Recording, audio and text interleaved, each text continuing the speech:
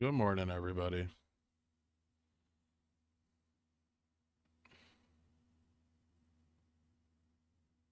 Morning. What's up, people?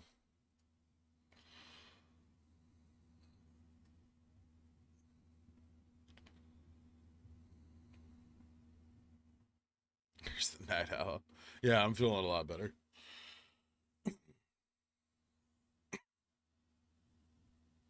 I'm doing good. Fever broke, back down to normal body temperatures. Still a little hoarse from all the talking, but I'll be alright.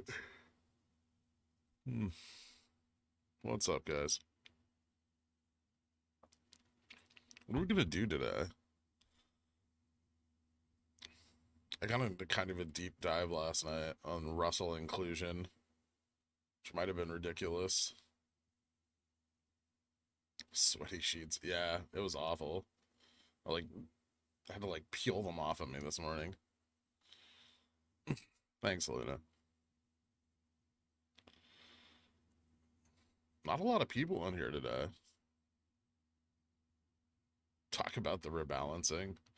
Well, so last night we noticed some, I want to say, discrepancies in the rebalance, or like the last, I shouldn't say the rebalance, but the last hour of trading from like 3:45 p.m. Into the aftermarket, which seemed to be when most of the Russell 1000 inclusions were getting rebalanced. But we found out that GME, this is how it started, I guess, is we found out that GME, with a market cap of 15.05 billion, had traded 6 million shares in this time frame. And then we looked at Snow, which was another inclusion, and it has a market cap of 65 billion or 63 billion.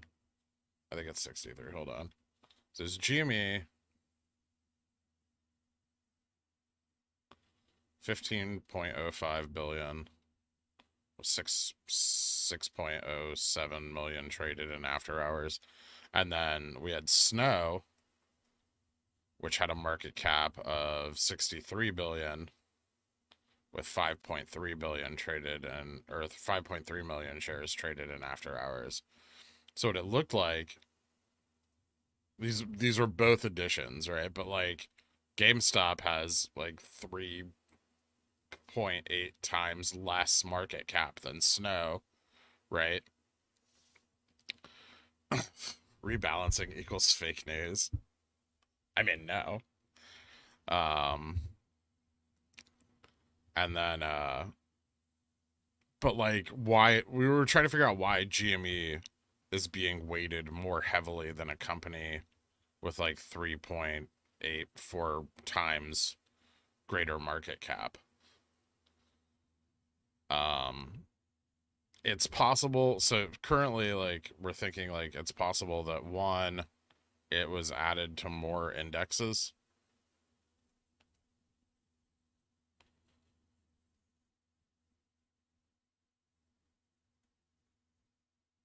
Um, or two, ETFs are weighting by market value, like perceived market value.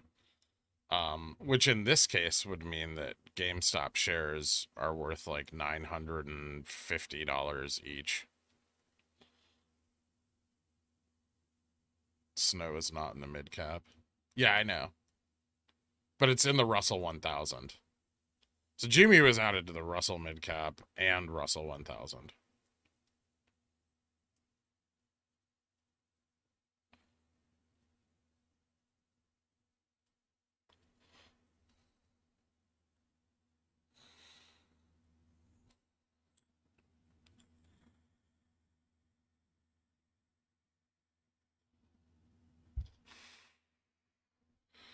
It could be because it also, yeah. So that's the primary theory, is that it was added to more than one index, which in that case means that 6 million volume was traded on GameStop with no effect on the price whatsoever, right? How do you multiply by the difference in market cap versus share price?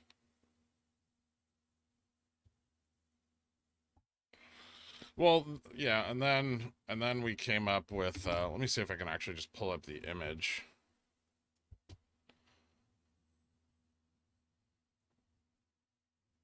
Then I found this. Where is it? This got me started on a whole different tangent. Um,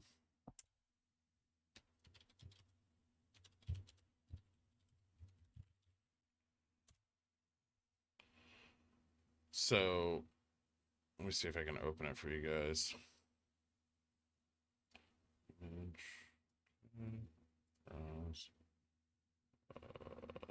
Downloads. Where the hell did that go? Yeah, downloads.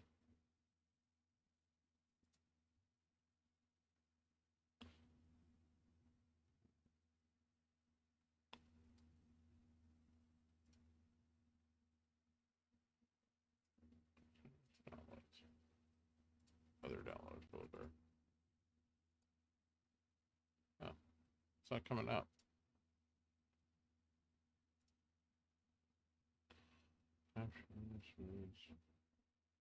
Oh, I'm trying to find it.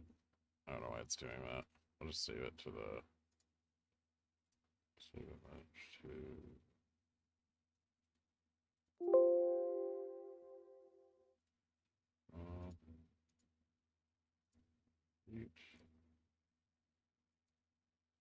save.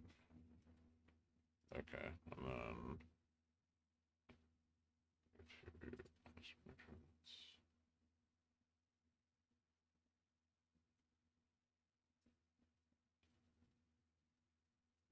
why it won't let me save the image?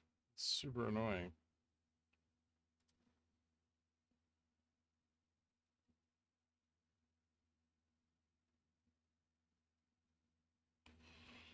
Ugh. Stupid Discord.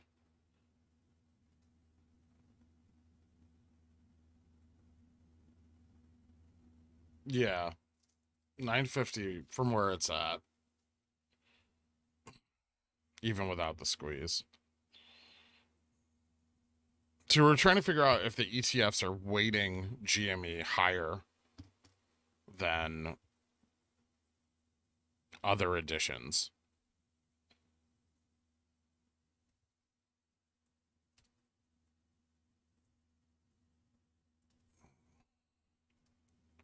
There's got to be a way to do this.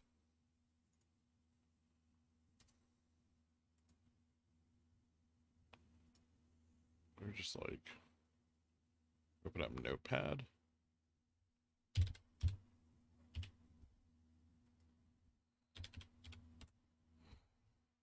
Let's do it this way.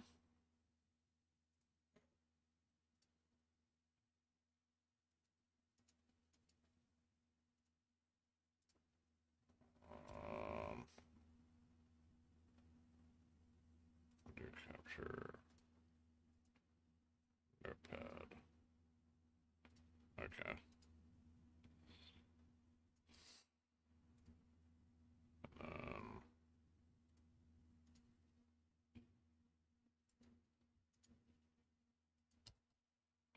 What the fuck?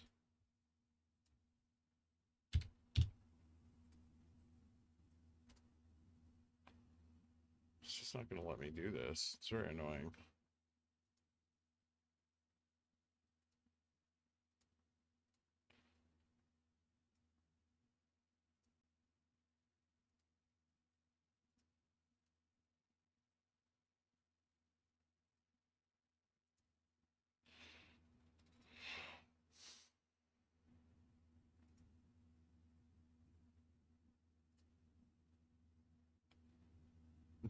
Yeah, I know, right? All right, fuck this. I can't get it to work.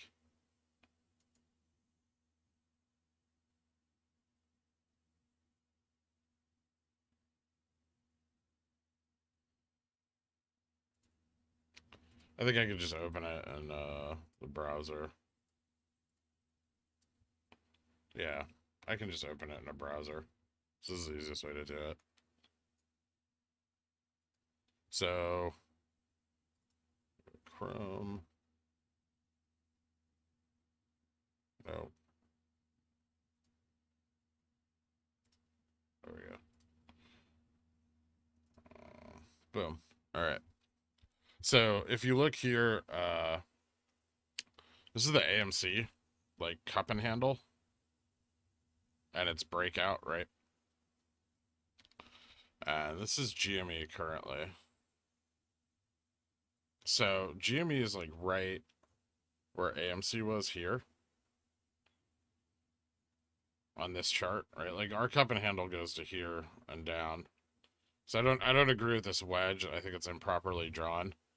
But so I think really let me redraw that so it makes more sense.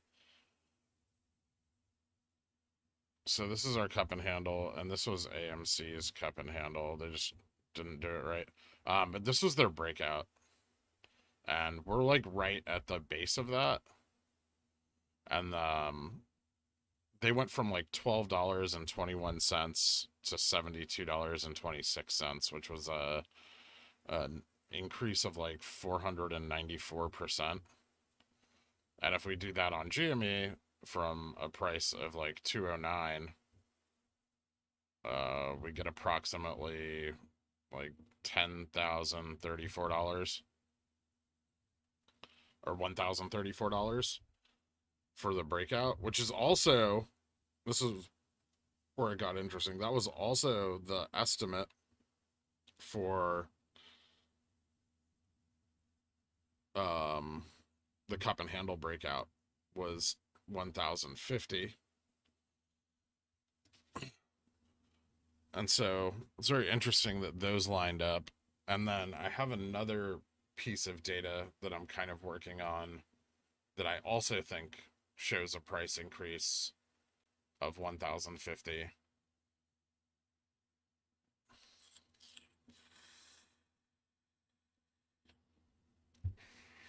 And I think the key difference here between AMC's breakout and GME's is that if GME not only moves faster and harder, right? So like that breakout could be significantly, well, exponentially larger, right? In addition to that, I think the shorts were able to hammer AMC's breakout down, whereas with GME at 1,050 a share, I don't know if they'll have the capital to hammer the price down and hold it. So that could in fact trigger MOASS.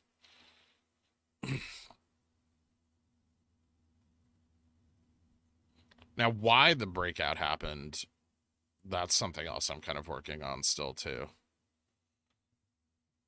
I think they let so I'm looking into like ETFs and like share creation.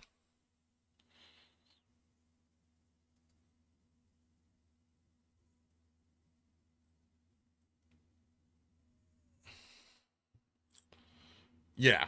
I mean, if we get that high, even on the reported short interest, that's like 1.3 billion net loss for the short position. And if we're 226% short, that's 1.3 trillion. Was it trillion?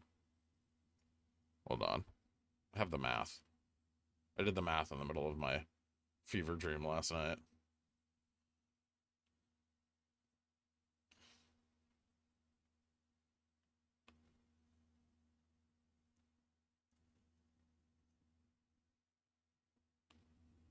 Uh, yeah. $1.358 trillion. is the would be the net loss of the short position at that price, if they're in fact 226% short. But either way, it seems like more than enough of a price increase to cause margin calls, and then MOASS would kick off.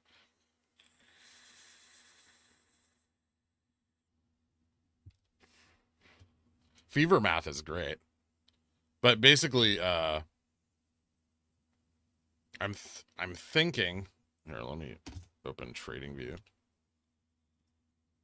I'm thinking what's going on, and I'm gonna try to, if I can get enough information in time, I'm gonna put more on this in the DD this week.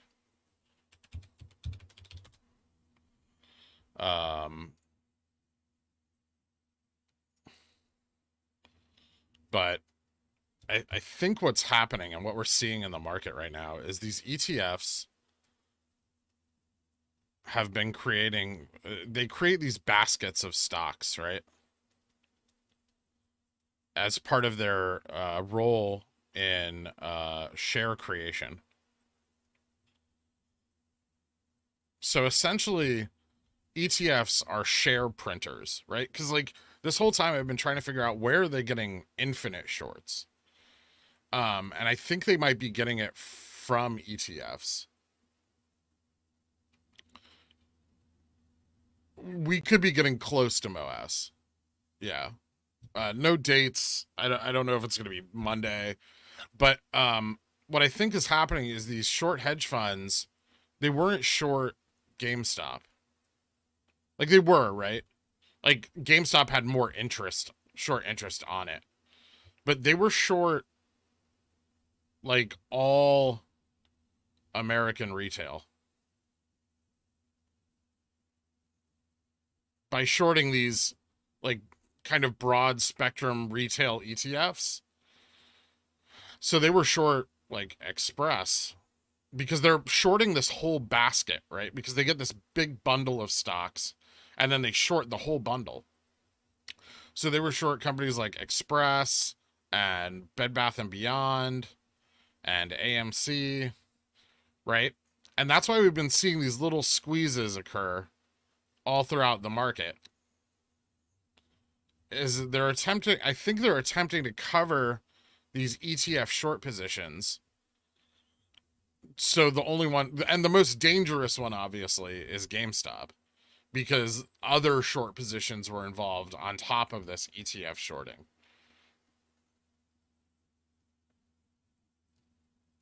Well, it's not really the ETF is squeezing, right? But we're seeing all these bundled stocks squeezed together, right? And like, where are these stocks bundled? In ETFs. There's nowhere else in the market where these stocks really have any correlation to each other besides, you know, the like definition of the businesses, right? Like besides the sectors they're in. That's the only correlation. So I don't think an ETF itself can squeeze, but an ETF can be sold more than 100% short.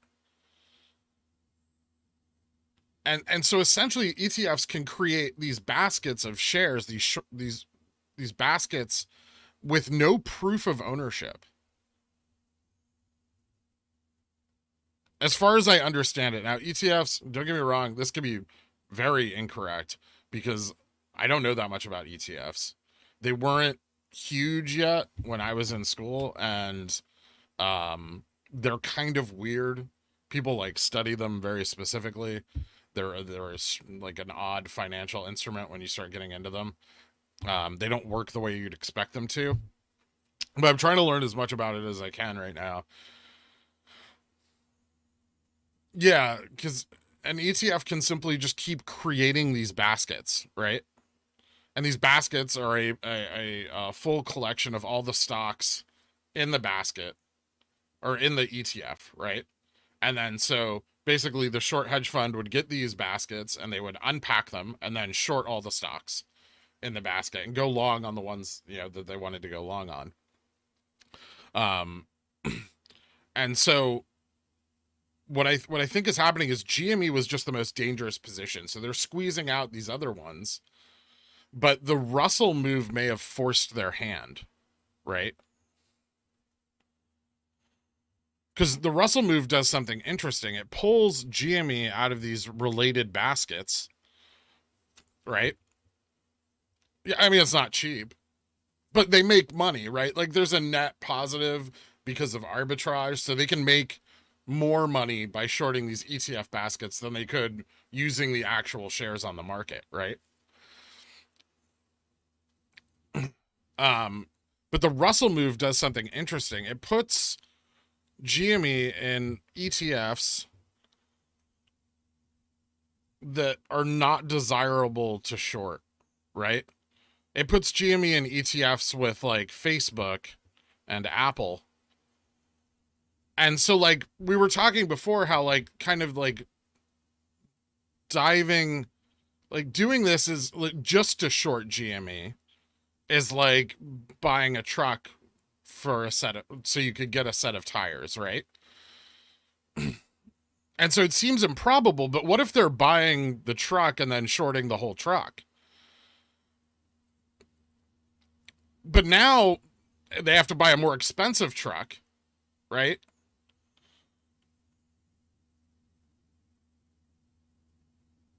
They have to buy a more expensive truck and then try to sell off the parts that people don't want. Whereas like this was easier. This is much more difficult now that we're in the Russell 1000. And I think some of the price action we saw Friday at close was share recall from ETFs. Now, I won't have a confirmation of this until Monday because this continues into pre-market. And we'll have to see how the market prices in those 6 million shares of GameStop that got, but that's more than the entire at the money offering got traded in like 45 minutes last night.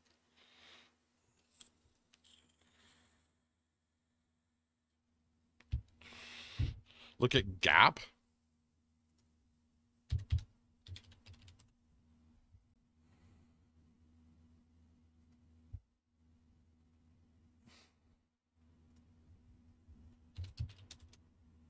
Yep. What is it? GPS. Hold on, let me get rid of all this.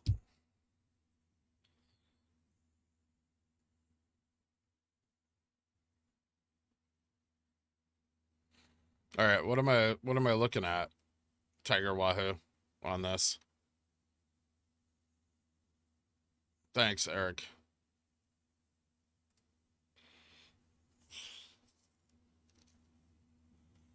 Yeah, shorting the Russell 1000 would most likely lower their own liquidity. As we know, companies like Citadel and Melvin are heavily invested in long in SPY, like big SPY players like Apple, Tesla, JP Morgan. These are JP Morgan's also on the Russell 1000. They don't want to be short on that, right? That's you don't short your bank.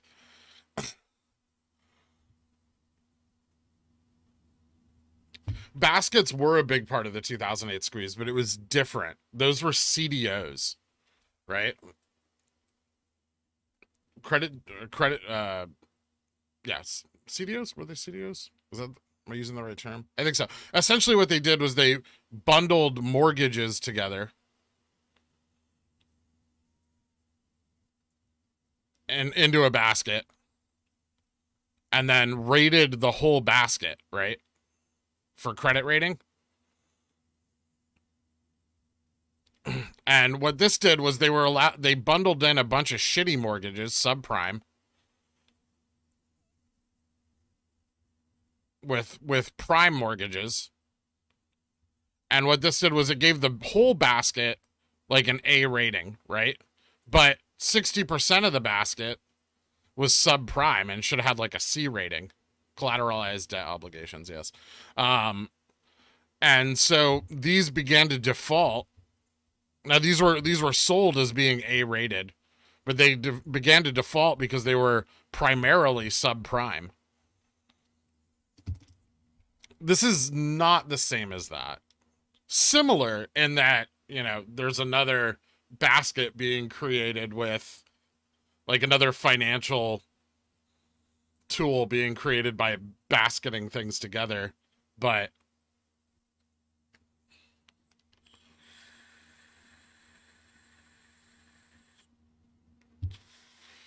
we should be digging into, well, that's what I'm going to try to do throughout the rest of today and into tomorrow before I write the DD, is see if I can find any, like Gap obviously has no correlation this year with GameStop, right? But is Gap traded on the Russell, like the Russell index?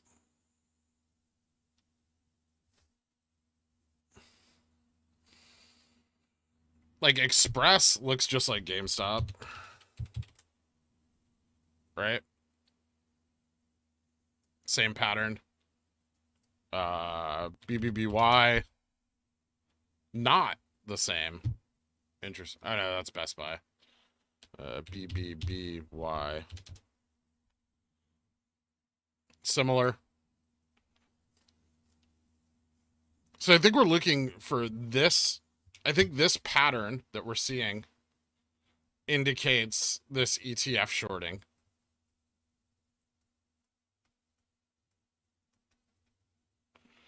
Because you go look at AMC, same thing, right?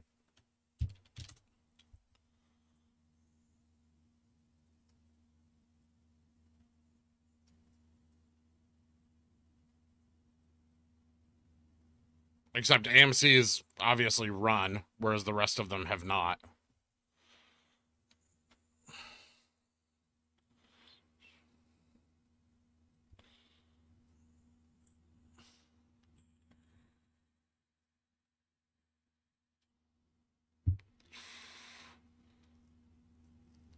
I could get historical minute data for the 2008 squeeze since it was a foreign market, unless I got $1,000 sub. Yeah, you're not going to get historical minute data without paying a lot for it. Considering the exit strategy, what if the limit sell is filled? That leaves us with, say, 10% of the position sold and a dropping price. I do not understand the DD somehow. Doesn't make sense to me. Can you extrapolate on that, Densum Lurer? Like, what do you mean if 10% is sold and you have a dropping price?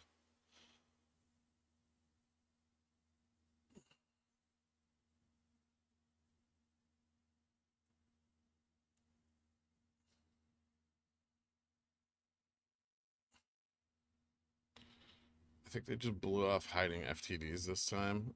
It's possible, but that exposes their position. That's what they did back in January, and that's how we found out that the stock was 140%.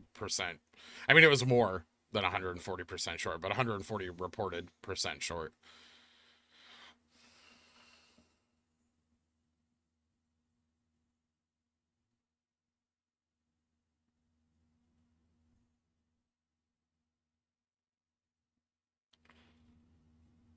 Yeah, I think if you can find an ETF that contains all of these, but how many of these do we not know about?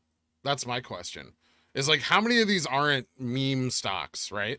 How many stocks is this happening on? Maybe at a lower level, maybe without as much price action, like lower weighted. If they're lower weighted, they should have lower action, right? But similar pattern. And I think the way to find that is I'm going to look up what stocks ran on January 28th.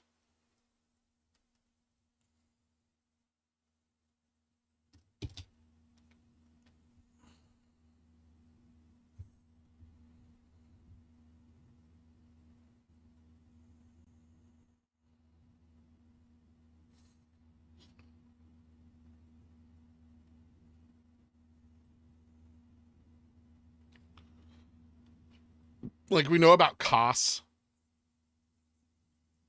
but costs is because of its float, it's too weird. I think it's like an outlier.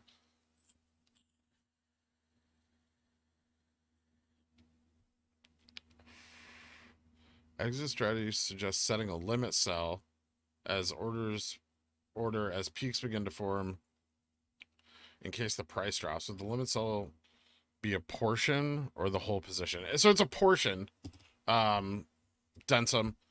So like when we first hit a peak, there's going to be more than one. You're gonna get that pennant formation, right? And now that pennant can break up or down, right? So it can go depending on the action.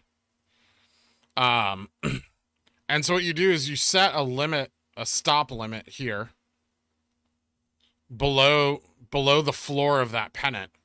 And if the price breaks down, your stop triggers putting your limit into place. And so, like, you can choose what percentage of your position, right? Like, that's up to you. But like, say you want to sell 10% of your position on the first like confirmed breakdown of the run up, right? So if the price breaks down from this pennant, your order will fill and 10% of your position will sell, leaving you with 90% of your position left, right? And now this might drop and then come back up, right? And then another pennant will form. And then same thing, right?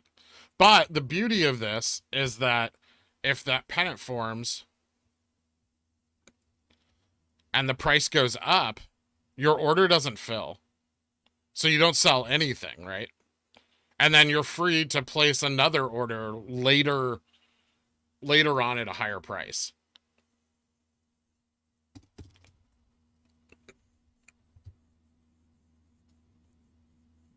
It's not just going to go like straight up and then down.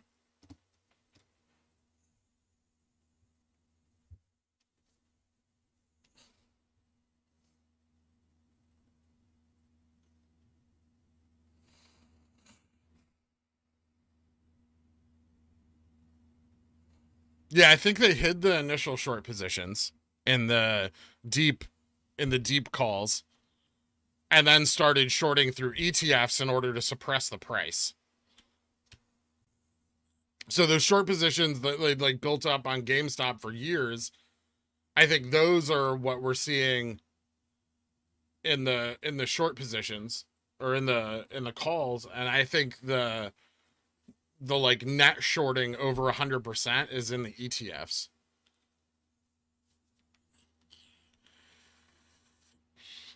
Oh, this is a massive bull flag. And yeah, it does. I do think like at some point AMC is going to run more, but I don't know what it's going to get up to. Maybe 100. We've already confirmed that they can, like, this should have run higher, right? So we've already confirmed that they can stop the run on this stock, which may be why they let it go first. They might have needed to free up that capital in order to keep GameStop suppressed.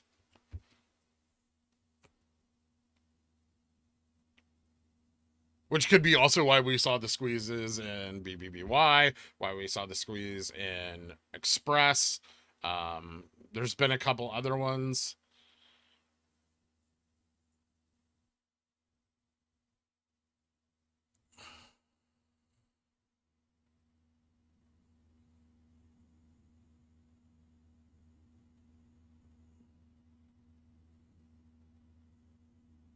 Yeah, I'll have the VOD up immediately after, Eric.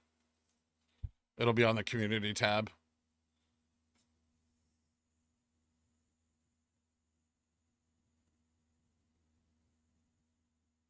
Is the fucker on the Citadel or the MM side? It could be both.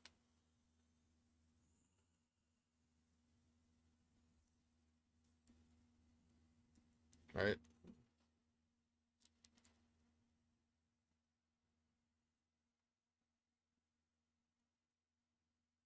Yeah, Mork. I think so. I think we want to know like what stocks increased more than 15% that day. Maybe 10%, go as low as 10%. And then we want to look for this similar pattern over the last several months in those stocks.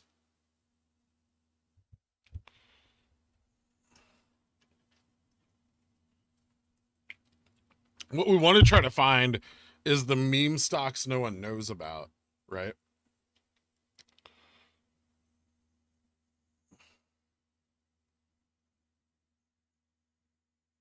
How does BB fit into that? Lots of movement, heavily shorted, but not a retail mall stock.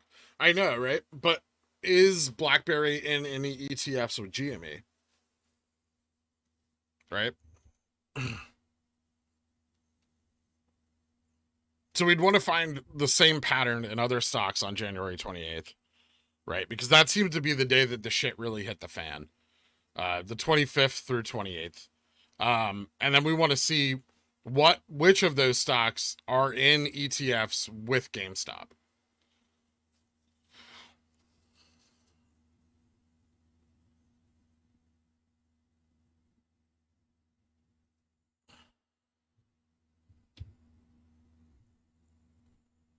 Oh, awesome, Densum. Cool.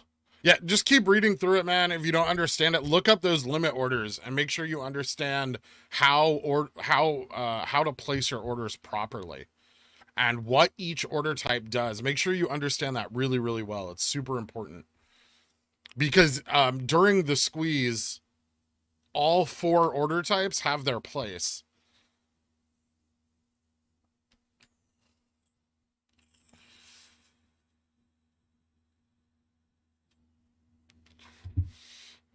I don't know, Luke. I don't know. Maybe that the aftermarket trading hasn't been priced in yet, and we could see that happen at like 4 a.m. Monday morning.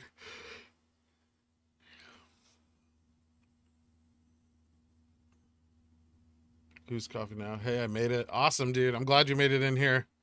All good. So, who's coughing? If you want to know, if you want to watch this afterwards, it'll be available on the community page, the whole video.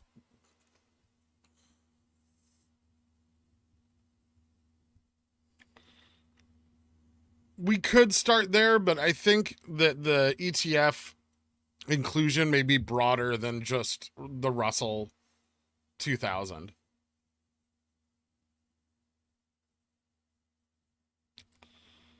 Yeah, it probably never ran like GME did, but it might have run all the same, right? A lot of things got ignored that day. Yeah, I saw the secret DD. I think it was, honestly, I think it was bad. Like, I think some of the ideas were right, but he's assigned them to things that have no relevance to his main thesis whatsoever. And it kind of just falls apart at that point. I don't think it's special in any way. I think Warden's just trying to like create some sensational shit because he just lost a lot of people a bunch of money. But even from a sensational aspect, there's nothing in there that isn't just like a reiteration of like T plus 21 stuff. But he's just like trying to apply it to AMC also. It's not good.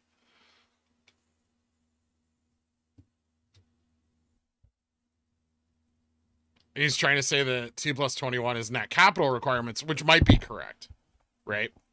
But I think the rest of the DD is just shit.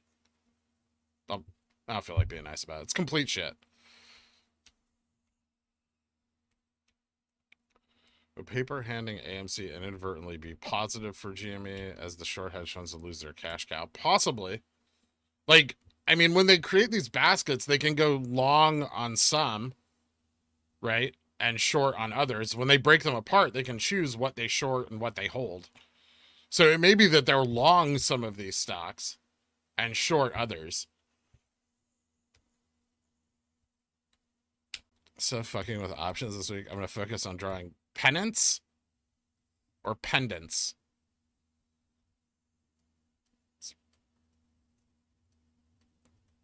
Pennant. It's like a type of flag. A pendant is like a necklace that you put on your pickle.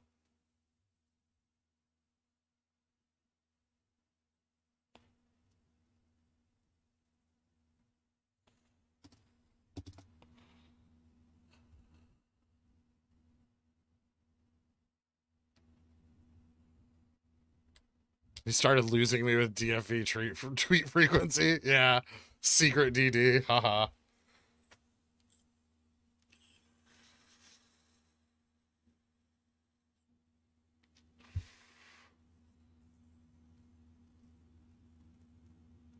Yeah, the dark pool percentage was unusually low yesterday. But remember, like I've read Lauer's DD. All of that shit is reported. It's not, the dark pool stuff is not like hidden. The OTC stuff could be. But those trades are still ultimately reported. It is interesting that the dark pool volume was lower on a day when, you know, we know that for a fact there's a lot of institutional buying and selling occurring. 11-day tinfoil moment. Maybe.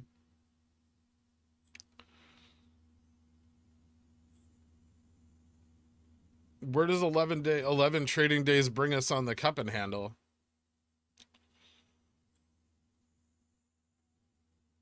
What I put on my pickle is between me and my pickle.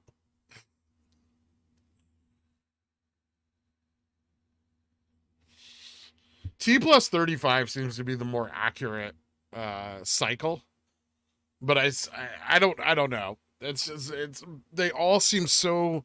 Every time I try to backtrace a T plus X DD, there's a point at which it falls apart, and it's usually sometime around in January where like it's not true, but they're predicting it started there and is now rolling forward. But there's been T plus 21 days where like nothing really fucking happens. And then there have been T plus 21 days where we have a lot of. So it just seems all too, like a little too arbitrary. Like I'm not saying there isn't a pattern, but I'm saying I don't think they're like hitting the nail on the head with what the pattern is.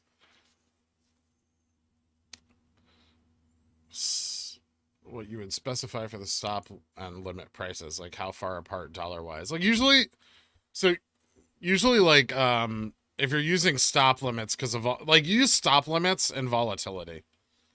This is where I use them. I use them in day trading.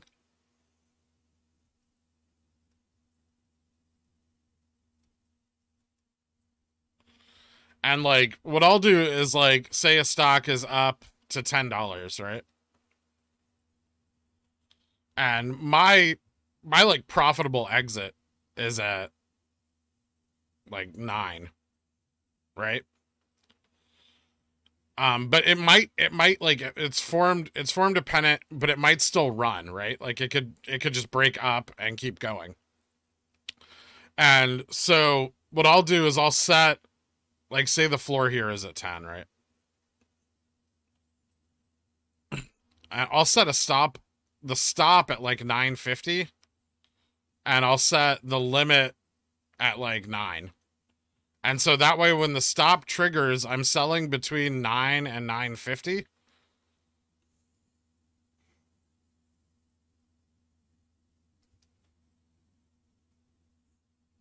And then, you know, extrapolate that. So like if you're trading at 10 million and you set your stop at 9.5 million and your limit order at 9 million, like when the stop triggers, you're going to sell between 9 and 9.5 million.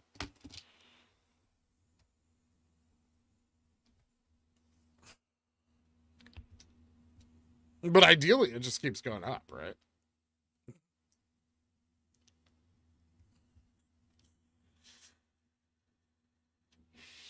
Now, one thing I did get asked, which I don't know if it's really addressed in the DD, is what if it just doesn't stop going up, right? What if it's like it forms a pennant and it goes up, and then it forms a pennant and it goes up, and then it forms a pennant and it goes up? Well, you simply just haven't probably reached the peaks yet, right? Like that's the answer to this. So like you keep setting stop limits and they don't fill because the price goes up at the end of each pennant. Wouldn't a trailing stop limit be better? No. Also, I don't know any brokerages that have a trailing stop limit. I know brokerages that have a trailing stop loss.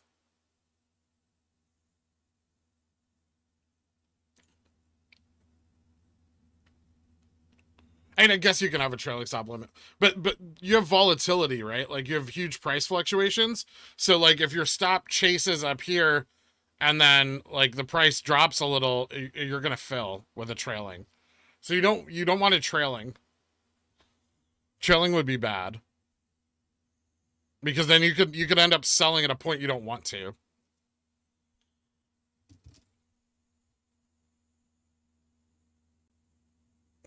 Does Fidelity have a trailing stop limit? I thought they only had a trailing. I've never used it on there. They might. Yeah, I think it's just limit. The limit is equal to the. It sets the limit equal to the stop. So what can happen with that? Ah, crap. Fucking epic pen. This is the danger of the trailing, right? It's like, say you go up and you set your trailing here and the price goes up, right? Your trailing is going to follow. And then when the next pennant forms, it's going to trigger your sell. But like, what if this like breaks up again, right? And then you've sold back here when you wanted to sell up here. I mean, and this is one of the other reasons that you break your position apart, right? Like how I said, you can, you know, break like 10, 10, 30, 30, 10, 10, right? Like you can break your position apart. So you have like 6 separate sell orders over the course of the peak, or however you choose to break it up. Like you could go far less conservative and just do 25, 25, 25, 25, right? Or you could go even higher and do like 50, 50. Like, but the idea is that when you set these trailings, you can sell at a point where it's less profitable to sell. Yeah, well, I mean, no limit's gonna fill if it gaps down.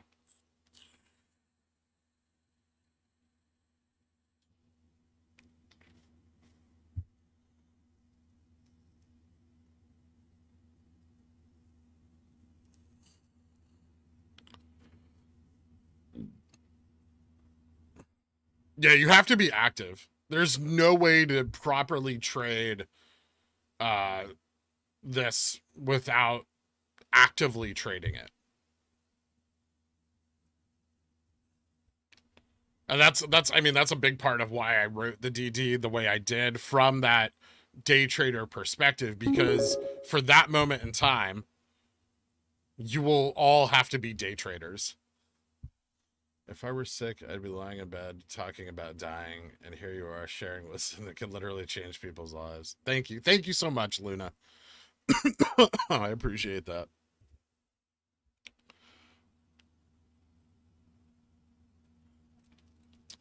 Believe me, if the price is at 10 million, the last thing you're going to think about is like your current responsibilities.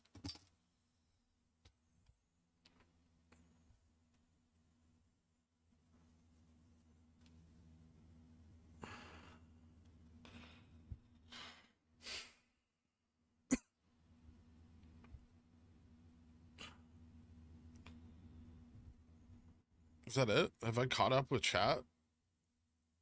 Any more questions, guys?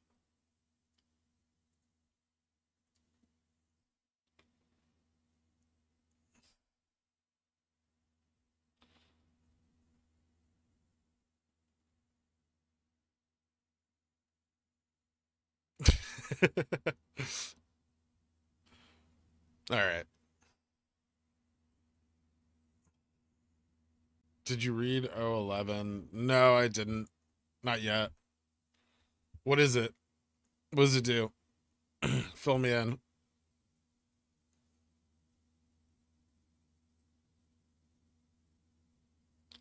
That seems risky. Which is risky? JR. If it starts to run after your limit is triggered, they might put in lowball bids to try and catch lingering lower ask orders. No. That's not how a stop limit works. So a stop limit, there's no order until the stop is triggered. So you have the stop, right? And when the stop is triggered by the price action, then the limit order is placed.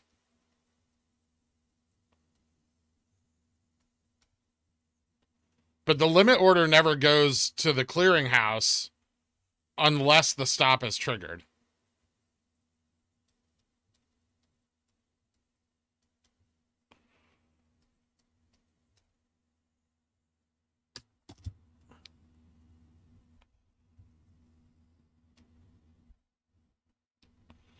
How quickly should we transfer? You got to talk to Fiduciary about protecting large assets.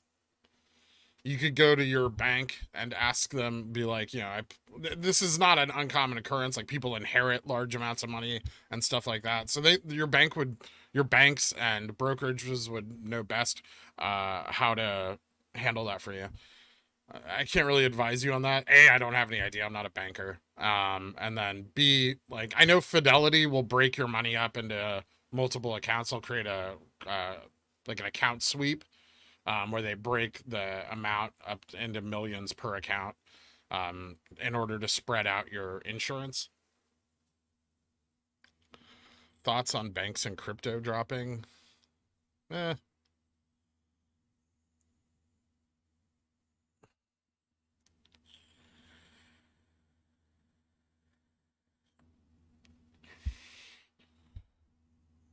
Okay, Astro. Yeah, I answered your question. It's not that far back, maybe 10, 15 minutes.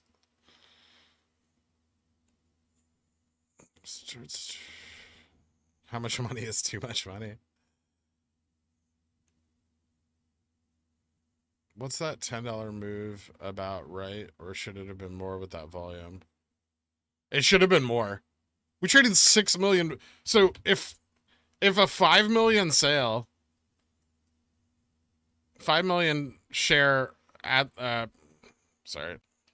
million shares at the money dropped us from 280 to 200.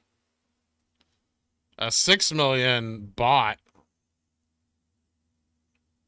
should have brought us up more than $10, right? This a lot of that data will be factored in pre-market. So even though it's not showing up in the price action currently, it can show up later.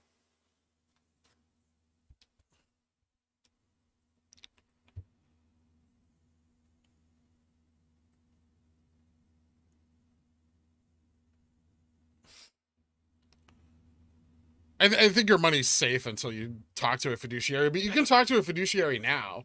You can get out ahead of it, right? And be like, hey, I'm expecting a large windfall of money. You don't have to tell them from what or anything like that. And just be like, I'm curious as to what options are going to be available to me if I need to deposit this money into my accounts. Can I set up something to protect myself in advance? Don't worry, your bank is more than happy to take your money and, insure it for you.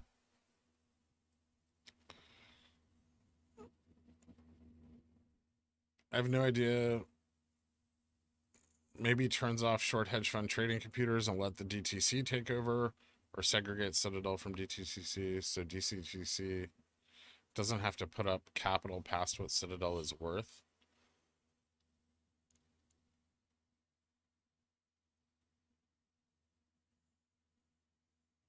Interesting. I'll have to read it.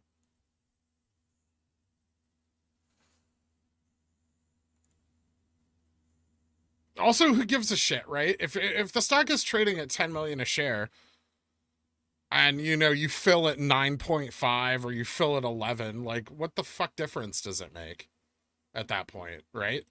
Like, don't nitpick those numbers. That's ridiculous.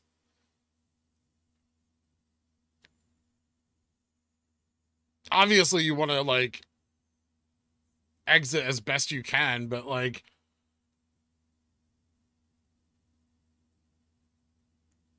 even if you're selling 2 shares there, that's, the difference between 16 and 18 million dollars, believe it or not that great, right? When you're talking about those kinds of money, that kind of money.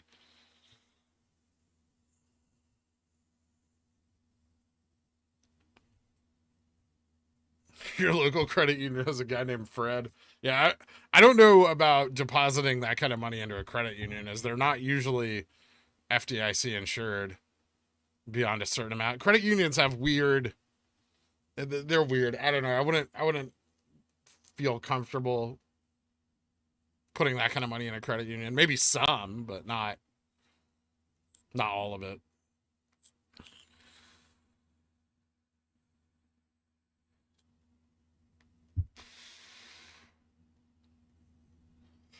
JR Prime, if it's really confusing, you can message me over on Discord and I can try to help talk you through it more.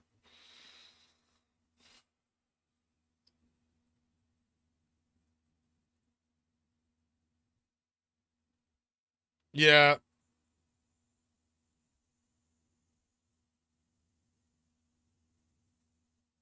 Yeah, they didn't seem to be considering the volume of FTDs due at each interval. I agree, KO. All of the T plus DDs seem to have kind of a similar hole in that regard. In that they're not really using any underlying data to prove the thesis. They're just using like, oh, the price went up on this day. And but it's like, why? What's happening there, right? And what I think is that somebody long knows when they have to cover.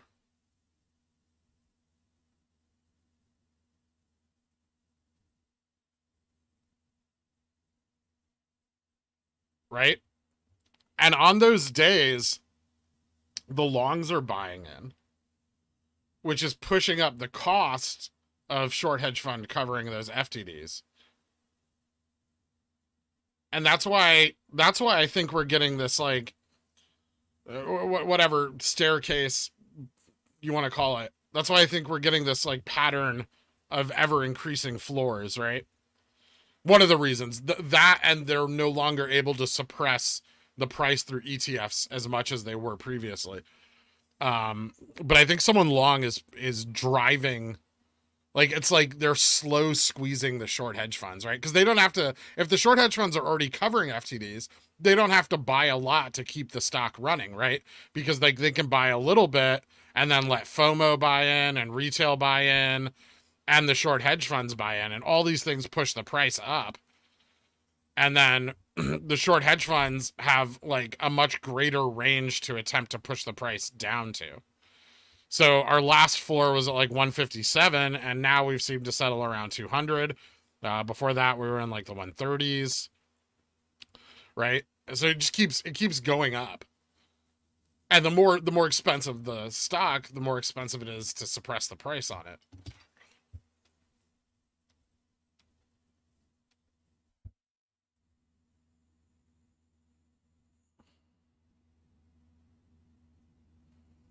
I think the worst O11 could limit the amount of capital that could be dispersed for trades of GME at crazy high prices.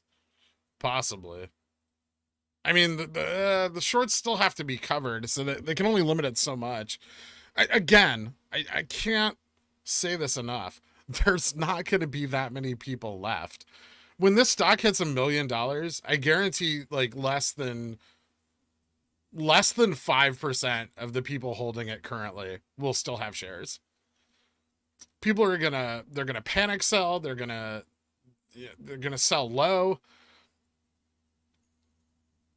People with a lot of shares are gonna probably be more comfortable selling, at $1 million or 500,000. But I've said this before, and I still think it's true. I don't think it matters. I don't think like them paper handing is a worry.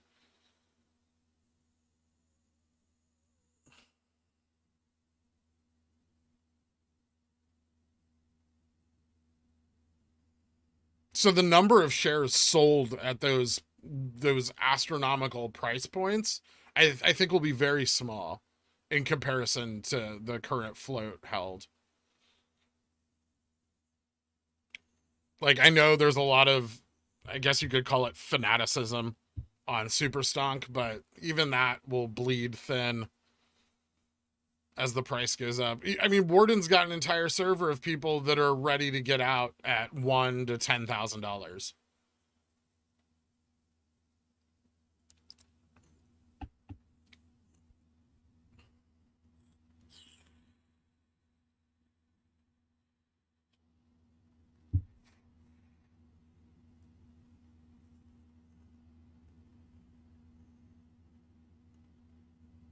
What would one say to interview a fiduciary to know if you found a good one?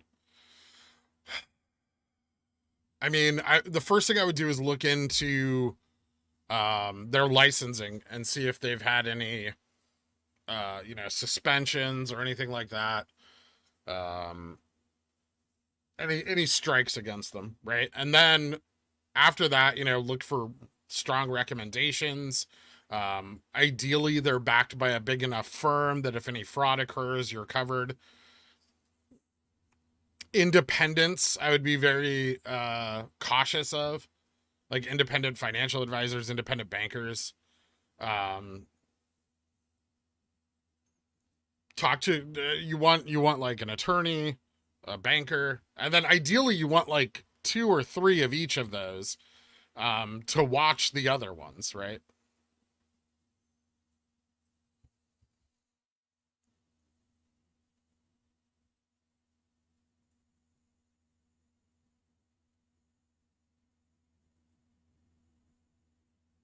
How many days does rebalancing have an effect? Potentially just the rebalancing, the effect we'll see bleed through until Monday, Tuesday, maybe Wednesday.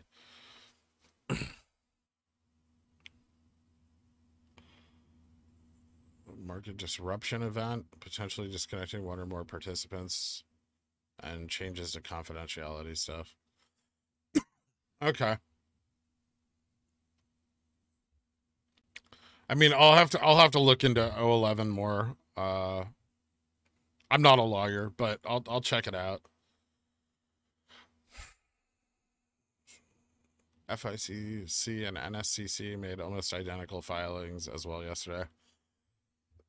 They're just trying to cover their asses.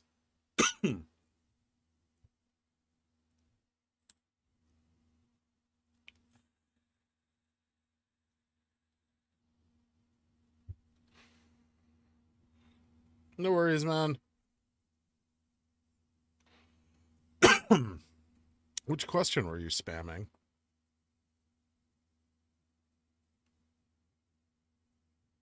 Oh.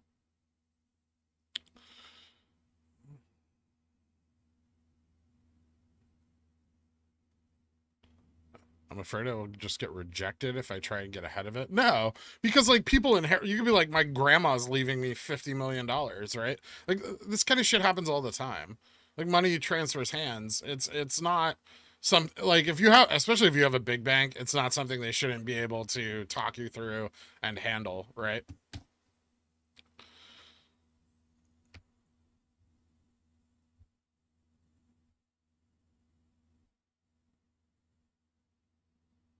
Oh no, I missed 500K, my 200 million. Yeah, if it's trading at 10 million, you'd probably want a buffer of like 5%, right? 10% would be $1 million. 5% would be 500,000.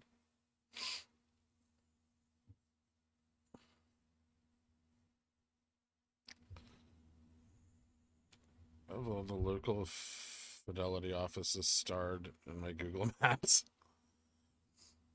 Thoughts on private banking, like TD Wealth as an example. I mean, that's probably ideal. Private banking through a large like TD, Chase, Bank of America.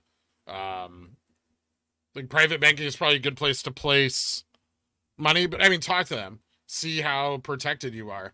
Maybe their program isn't the one you like. Go to a few banks. You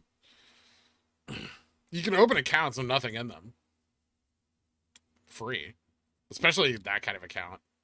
The promise of the money is more than enough to make the bank just kiss your ass right in the crack. Whatever you want. Free bottles of water. No fees. Yeah, credit unions are insured, but I don't know how broad that insurance is.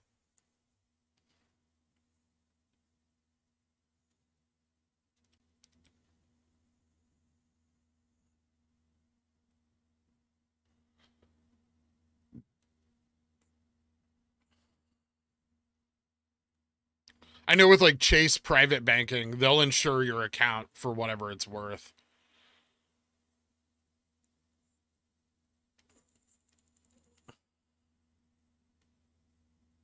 Yeah, you can leave the money in Fidelity. Fidelity is a very sound financial institution. And I'm pretty sure they'll insure each of those accounts. So when they do that account sweep, they'll insure each of them for whatever amount.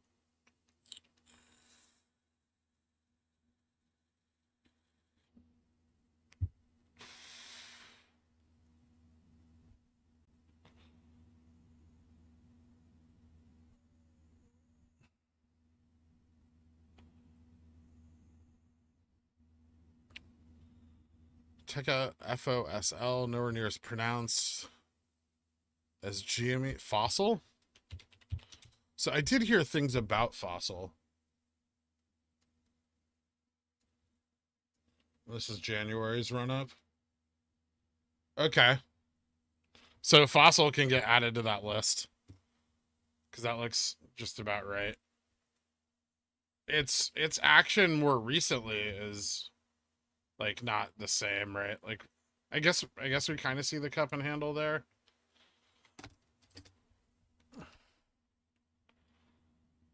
A little less pronounced than GME, or maybe just like less volume traded on it has made the indicator like look a little less reliable, but it's still there.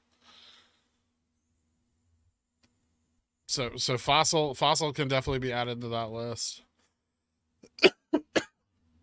Sorry, guys. That can't be pleasant listening to me cough into a mic.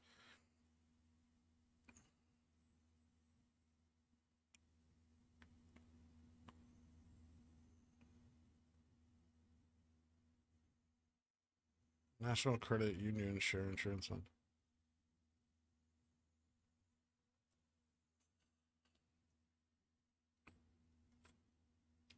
So yeah, I just don't know how reliable credit unions are compared to the FDIC.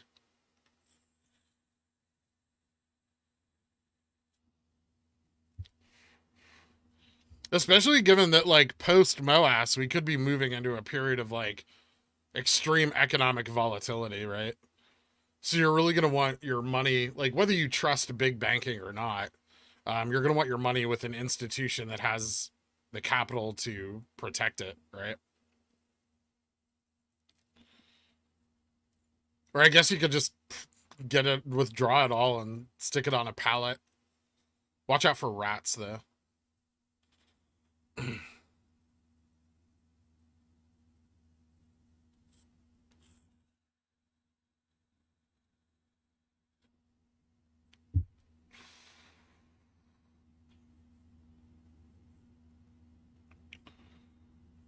Yeah, they insure up to 2.5 million, but you can open, 100 of those accounts if you need to.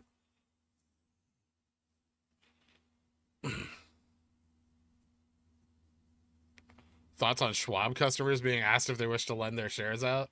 It's very interesting. I don't know what Schwab's doing. They're up to something, right? Like, why the fuck would they announce that?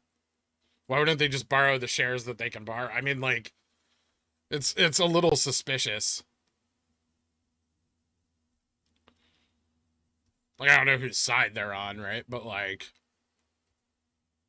it's very interesting.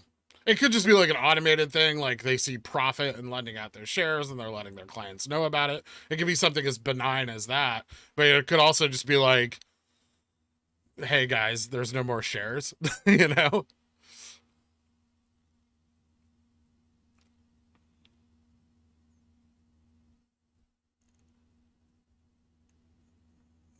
Will I be holding? What do you mean? I'm not selling.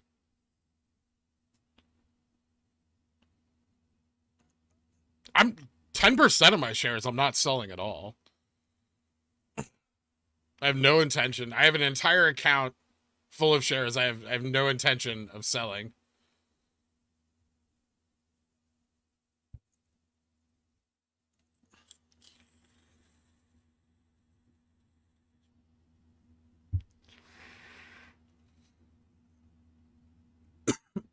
I have no idea what level the margin calls are going to occur at Tropical Thunder Splash.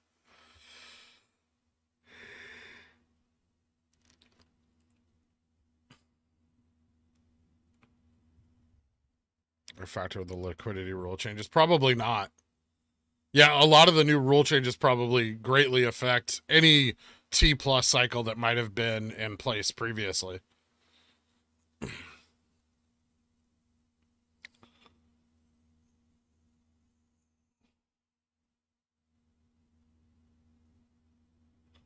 I'll probably get death threats for this. No, you won't. Not from anyone in here. But you doubt you'll hold till 7 digits. It's hard, right? I mean, you could hold some, right? You could hold some till 7 digits.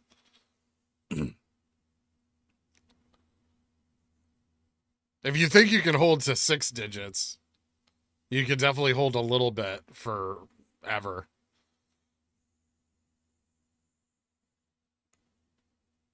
This is a speculative question, but what level do you realistically think liquidity dries up for option exercising?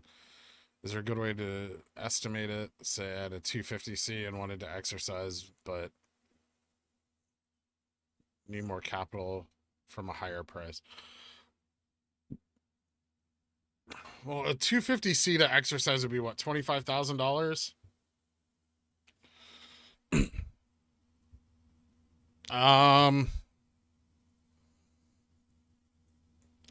I think like for options exercising, I think you want to do it during the run up. If your plan is to exercise, you want to do it during this period. So which I don't know what price target the shares will be between. I mean, like I can start exercising options at 4,000 a share, right? I can sell one share to exercise an option. But at 25,000 a share, it could be difficult. You could sell 5 shares at 5,000. So you're netting 95 shares.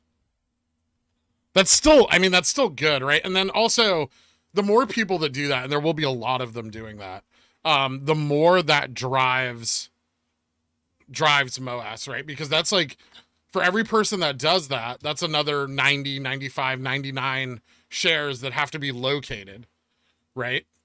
And it's a lot of what is going to drive that price action is this inability to locate shares. And they have T+2, which should give you plenty of time before the peak.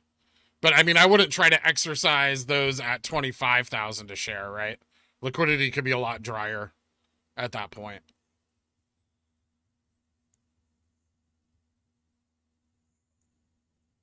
Like if I had an 800 call, which is $80,000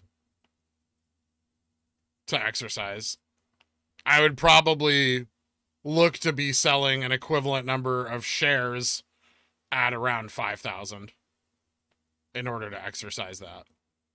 But like this doesn't hurt the squeeze because it's still net. You know, what do you need? You have to sell 40 shares? Not 40. I can't math right now. Hold on. Is it 40 shares?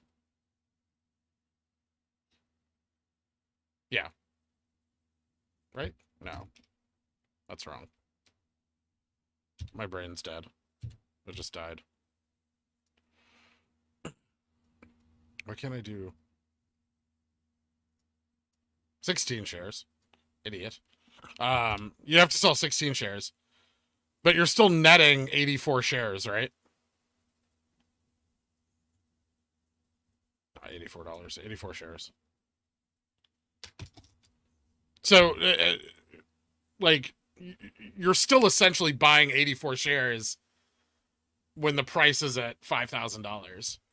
So I think that will keep the FOMO train running into much, much higher price points, is all these people dumping a few shares to exercise.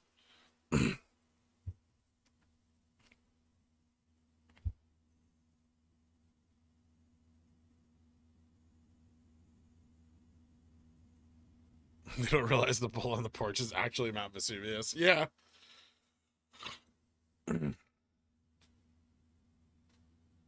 And also, like, for the people who are like, oh, I can hold till 6 figures, I want to say this. Like, if it hits 6 figures, do you not think it'll hit 7 or 8? Right? Like, I mean, it's already gotten to 6. So it's already done the impossible. Why wouldn't it continue to do so, right? And I also think a lot of that, like, gambler mentality will take hold at that point. Like, once we do hit those numbers, like, I think a lot of people will paper hand between, like, 10,000 and 500,000, right? But, like, after 500,000, I think you're going to see a lot of people, like, letting it ride.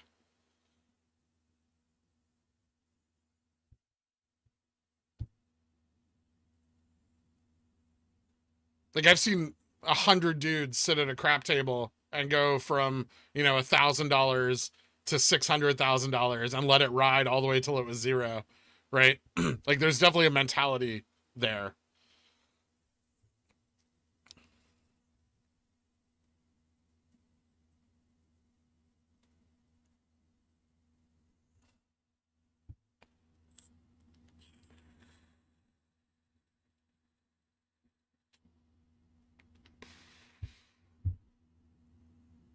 M runs when GME does.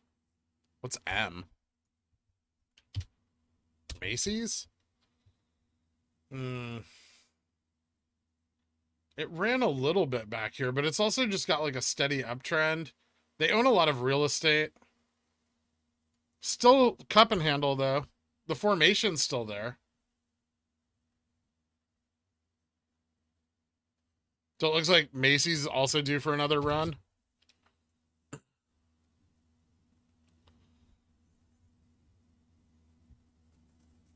Even if they get media attention, that doesn't mean that they're invalid, right?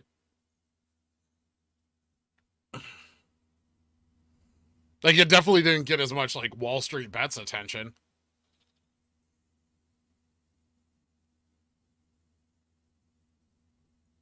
Thanks, Synesthesiac.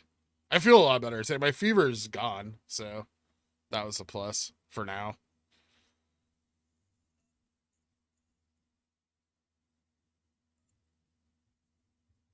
The timing of this one is very different, but Wingstop.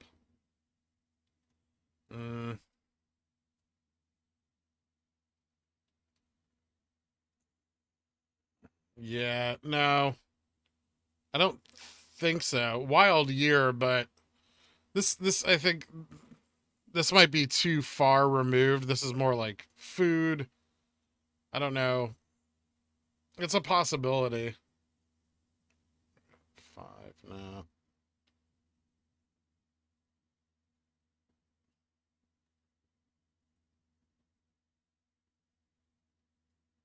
It had a little run up between like the 21st. But no, I don't think it's one of the shorted stocks because nothing on the 28th. 28th was kind of a flat day for it.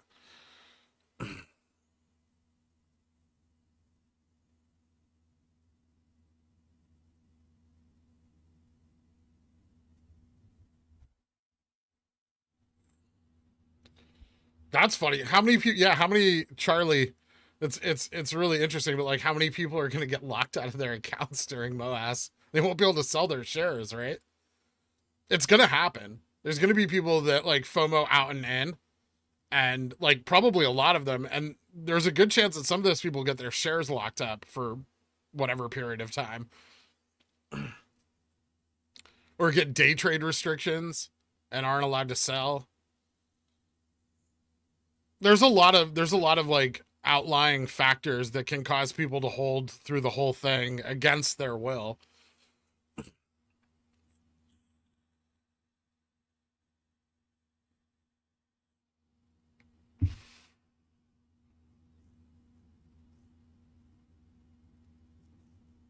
AUM is better than fixed fees or hourly, right? I don't know.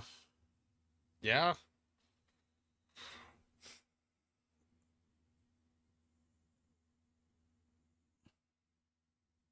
Good financial advisors, like really good ones, would usually rather work on commission.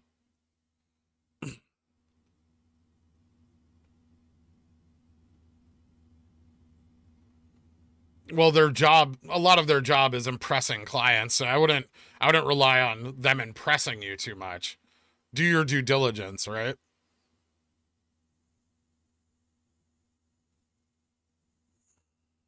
A lot of financial advisors are just good salespeople.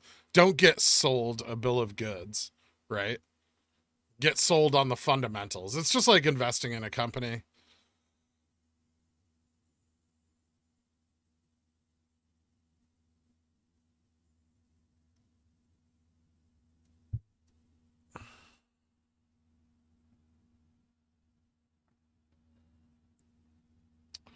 I have YouTube Premium, which usually lets me listen. It might be because the stream's locked. I don't know. Okay, I have an audio stream up on the Discord. If you want to just listen in, you could probably pop that open. I don't know if it's working or not, but it should be. There's no one in there. I hope people can join it.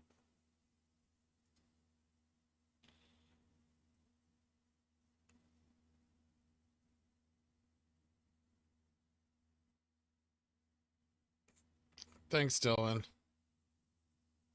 Is the spy run a bull trap? It might be.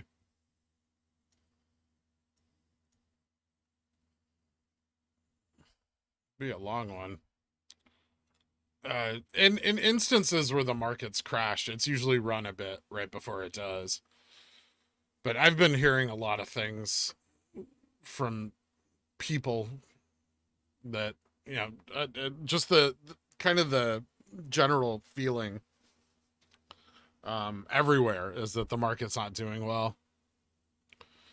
And that's not a feeling people like to express, especially people that are involved in finance. So usually if you start hearing it from everywhere, then it's most likely true.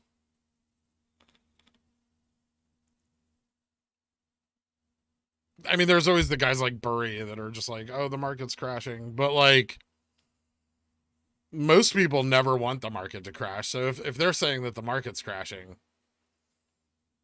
I'm watching it.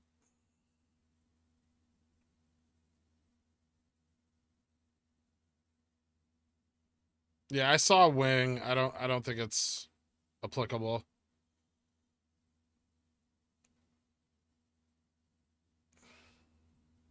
I have no idea. I don't really know that much about credit unions. Schwab. I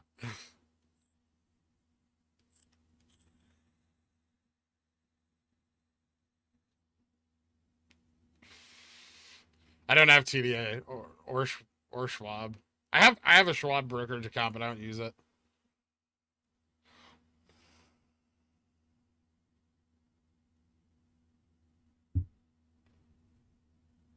Cotton Schwabs. Federal credit unions are different. Like if you're a former military or a federal employee.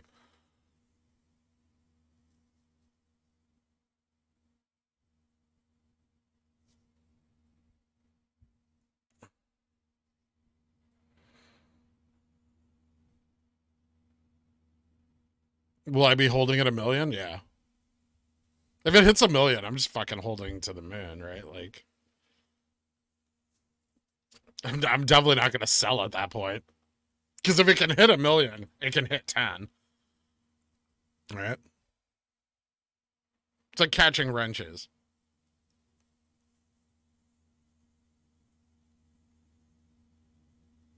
The ultimate paper hand test will be if we rocket to 100K, then go back under 10. Possibly. I don't think that's going to happen, though. That would just be we peaked at 100K. There's no fake squeeze. That's fucking horseshit. We could see a drop during the squeeze, but like you're not that much.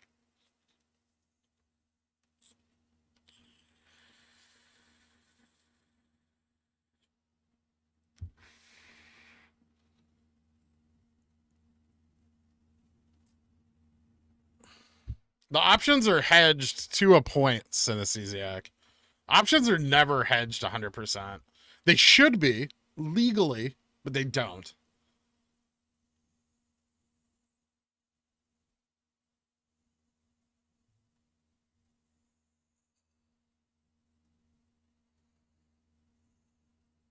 I find it hard to believe your cookies hat is still drying out. Actually, I just couldn't find it.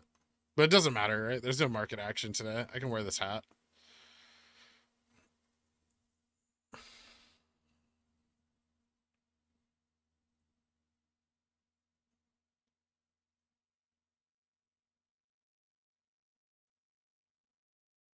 You do need to do it over the phone. With most brokers, not all. Some allow independent options exercise. It also depends on the level of options you have. But yeah, usually you have to call them.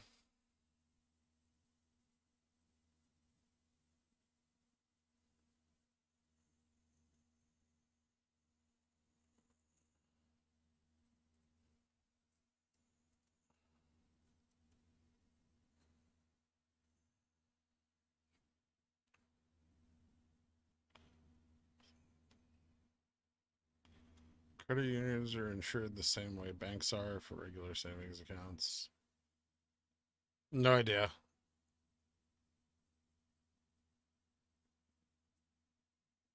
I don't. I mean, I would look for higher insurance options than a standard account.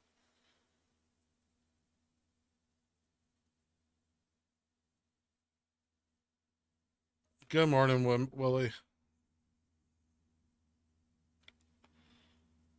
16. Chat says 16. Yeah, it's 16. Oh, that's back when I was messing up my math.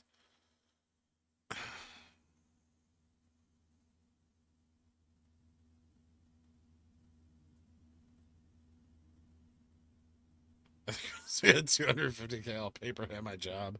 Yeah, Macy's is a mall stock.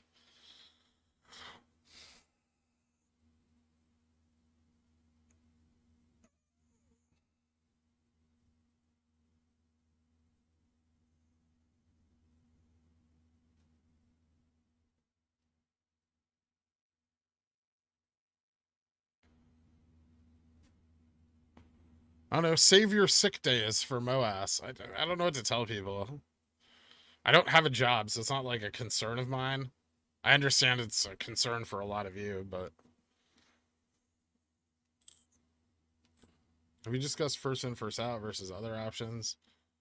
Doesn't make much difference to me, but it might to others. I don't know what you mean when.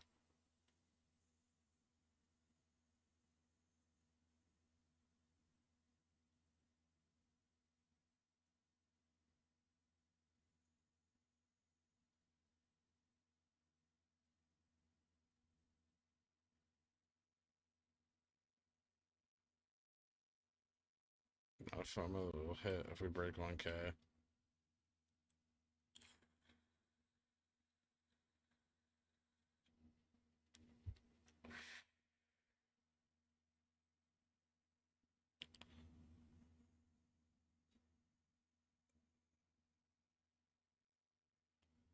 That's possible, Ryan.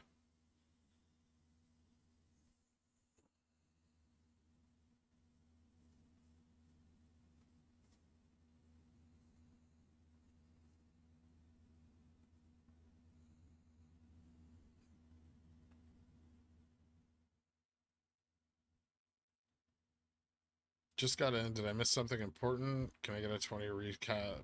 26. I mean, you could just watch the VOD. I'm going to be posting it in the community channel afterwards, Susseron.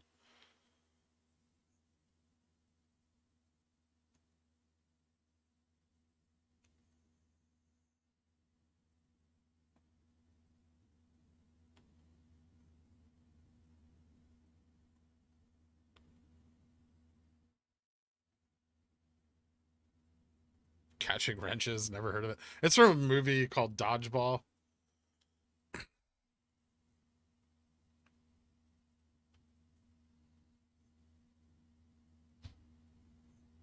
If it hits 100K, there's just no limit to the ceiling.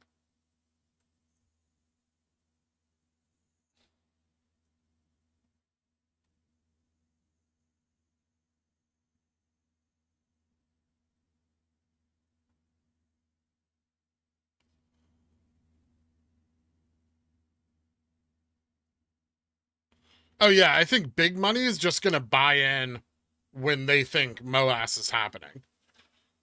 I think they'll definitely let us just sit there and take all the risk of actually shopping at the market.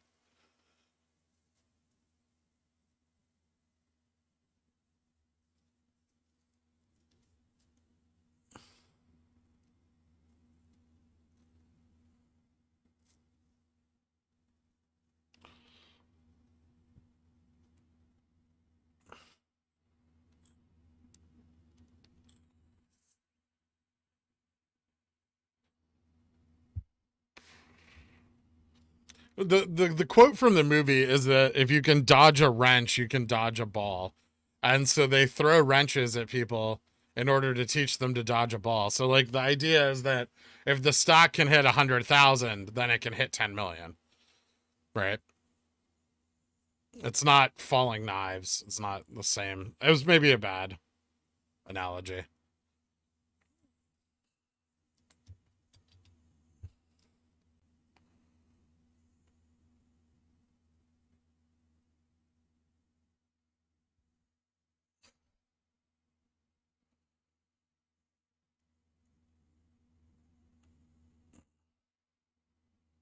Yeah, you could drive over there, Astrogal. That might be an option.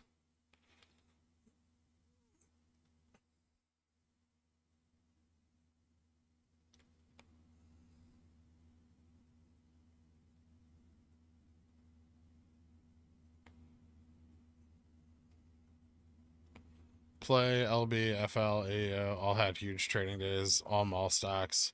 You're right on the money. ETFs for the win. Awesome. That's what I thought.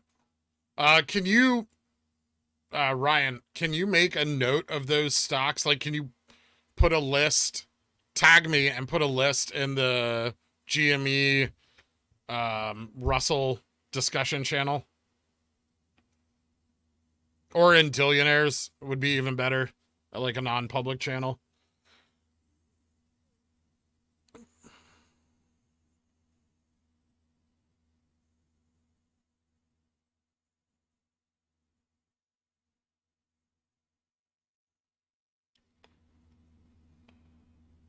Oh, for like first in, first out selling? It fucking doesn't matter. Who gives a shit? If you're selling a share you bought for $157 before you sell a share you bought for 200, like it's fucking irrelevant, right? Like if you're selling them at 100,000 or a million or 10 million a share, it just doesn't matter if you're doing first in, first out or not. I know what you're talking about now, yeah, but that's it's so irrelevant at that point.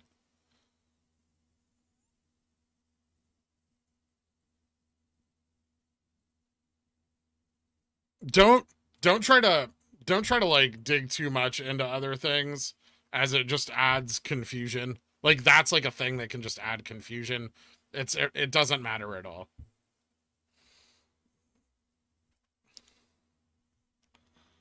I do like it's tough. I do like the desire to know absolutely everything about it, but there are a lot of things which just don't matter.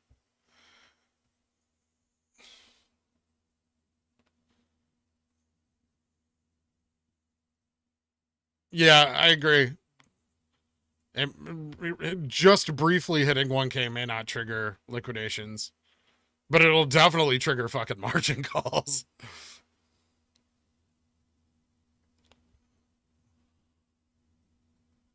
Yeah, at 100K, there's no fake squeeze. It's the boat is sailed. They're going to start being forced. They've already probably begun being forced liquidated. We already figured if they're 226% short, right? And the price reaches $1,000, that's 1.35 trillion in net loss.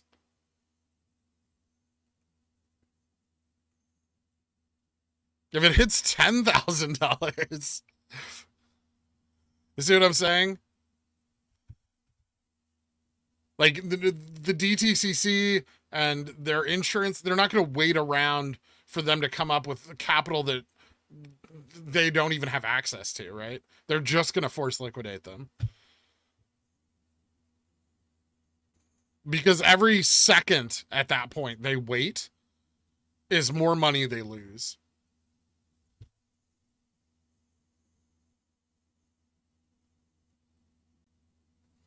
What the fake squeeze shit on Super Stonk is absolute bullshit.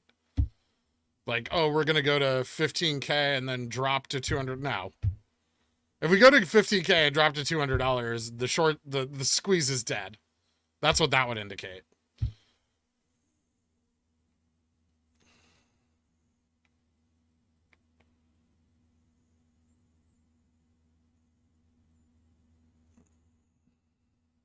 What if I need that $40 one day? I don't know what the fuck to tell you, man. Give out some handies behind the Windies. The Dans seem to be buying shares that way.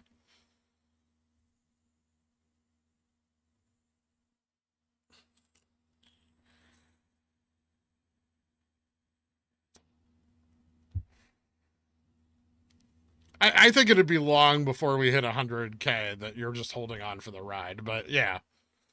I mean, shit, it'd probably be hard to sell a fucking share during forced liquidation. Like, to get your share, like, your order to fill. Like, I don't even know if you'd be able to, if you'd act, like, how many people would actually have their orders fill on the way up.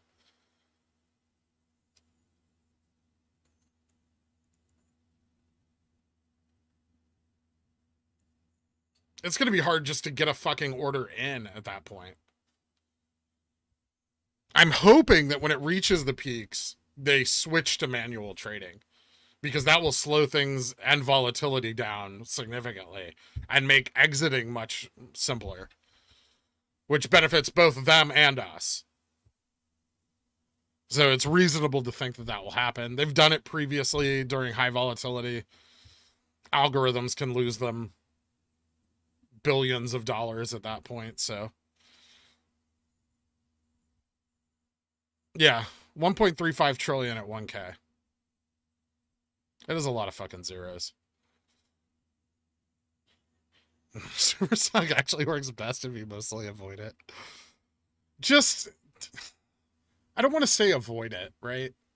I don't dislike the community. I don't have anything. Obviously, I don't have anything against the community. You're mostly all from there. It's just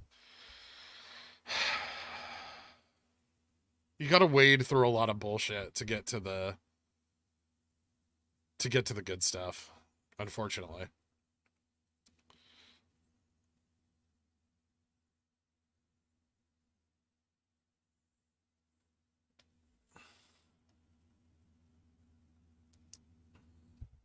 Yeah, if the price goes to 15K, they have no ability to drop the price anymore. There's no more shorting of the stock occurring. Also, lenders aren't going to give out shares to short. Like, a lot of people are like, oh, they're going to short the peak. No lender in the world is going to offer shares to borrow during the peak of this. They're not going to take on that fucking risk at all.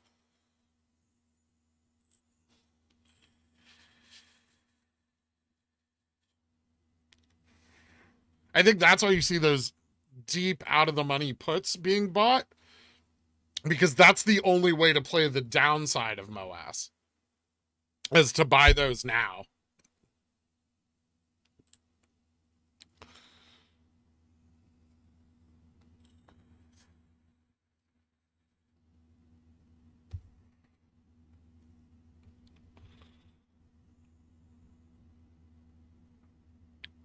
That's correct, Harry.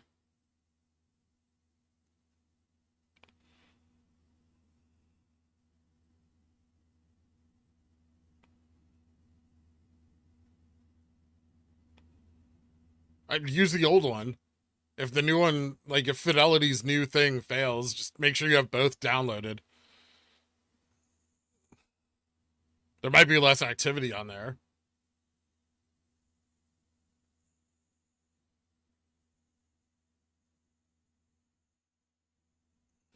Are we even allowed to talk about Super Stonk? I've never banned anybody for talking about Super Stonk. I think I've only banned like 2 people from our chat that weren't just like bots or shills.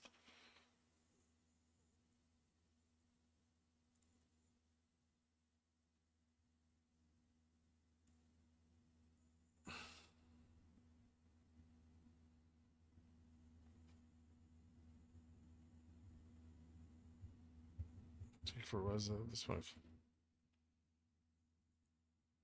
I'm correctly seeing that an exercise and sell to cover for an option would just deduct from the 100 shares what is needed to exercise at the current price.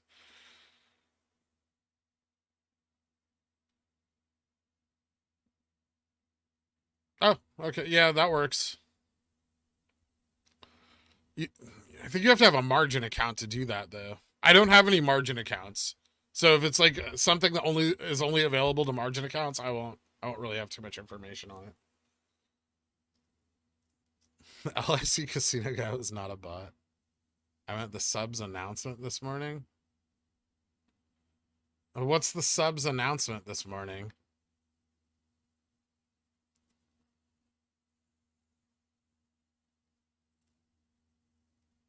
Do you think a red Monday is likely? I really want the SPY to die. I will stab it if I have to.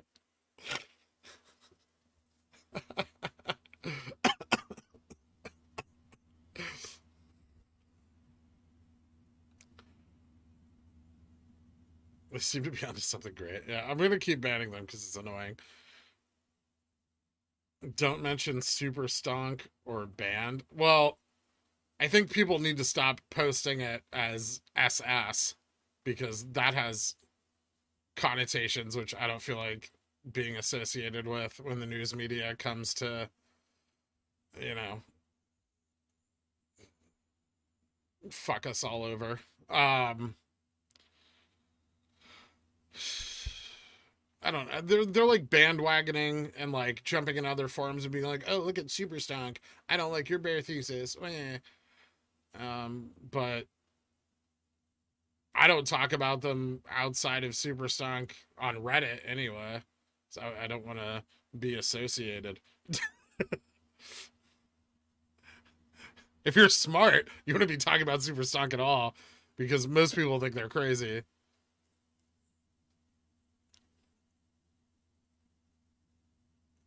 When you say deep in the money or out of the money, does deep mean how far in or out? Or out of the money when they reference the length of time before expiration. So deep in the money means that like the strike is super far from like the current trading price. So like a deep in the money call on GME would be at like $5, right?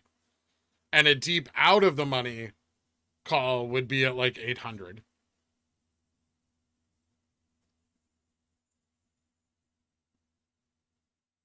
It's just how far in or out of the money. Super stock is no cross posts, no mentions, no brigading, not here on Reddit.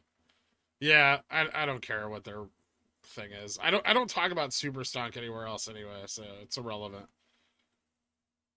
Sup stonk. So weird. Can you look at CPRI? It's basically Michael Kors. Look at volume on 1.6. CPRI.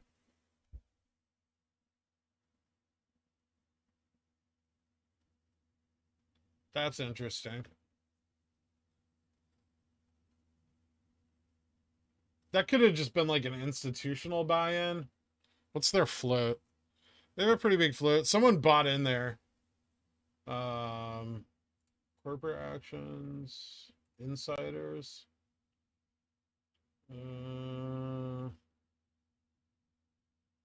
Nothing weird there.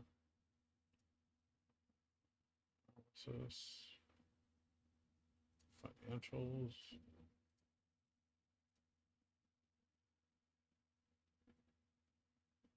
Where the fuck do they put institutional ownership on here?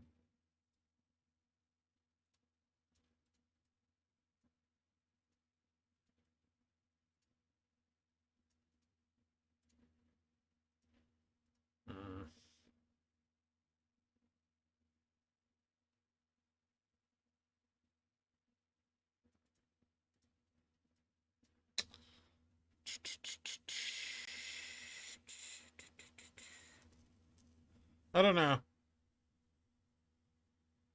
I think it's too far away from our date. I think it's just something else. Although the volatility that day was kind of nuts. It was There's 38 million traded on the day, but it was only 2.34% positively traded. So it's like buy side was stronger, but 47.76% of the volume traded that day was sold.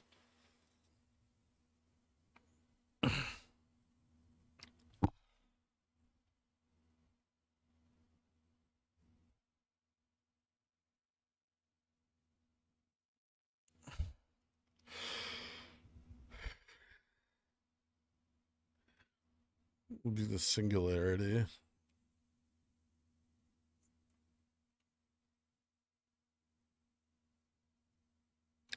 Are there ways to obscure long interest like there is for short interest? If not, couldn't we just... Not really. Well, you can obscure long interest if your holdings are under a certain amount, but you still have to file 13Fs. So you'd have to buy after the 13F filing, which we actually saw some of.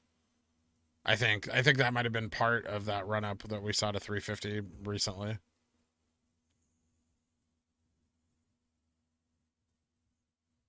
Yeah, we could go through their holdings, but they've hidden their holdings in options.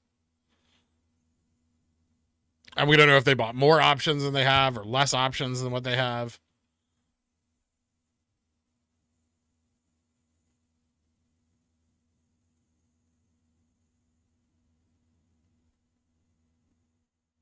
Triangulate for other short funds. That's possible.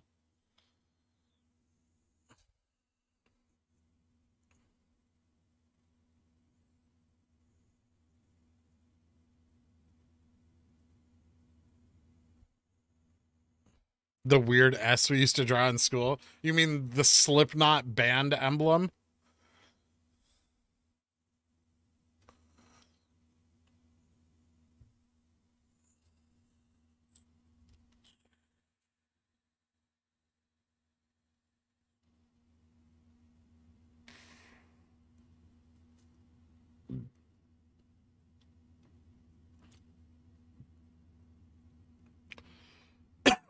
Yeah, they're never going to reveal their short positions. Never get revealed in the U.S. because longs then attack them. There's a reason they're allowed to hide their short positions, and it's not a bad reason. It's just, you know, when bad actors use that to propagate fraud, then there's a problem. But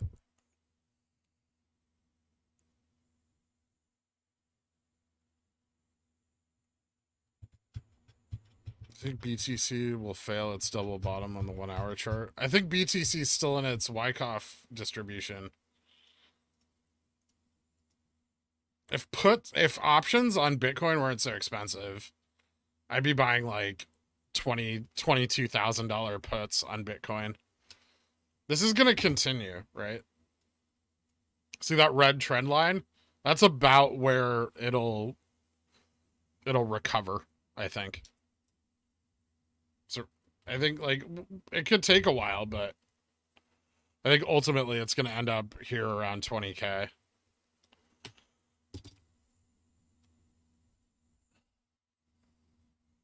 Unfortunately, I'm a little tapped out right now. So, and crypto options are not only super risky, but very expensive.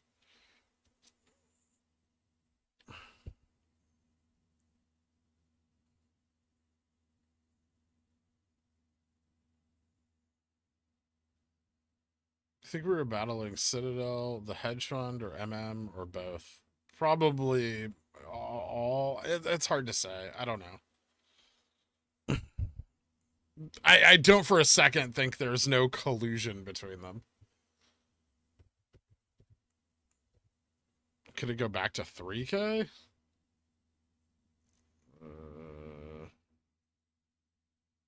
Unlikely. It's hard to say because this only tracks it so far. I'd have to look at a longer chart.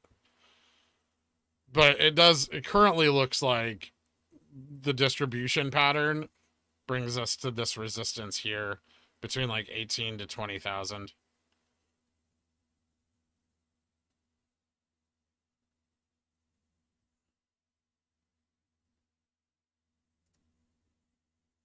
I would buy if I had the money, I would be buying puts on like pretty far out puts, like August or September on Bitcoin at like 26,000.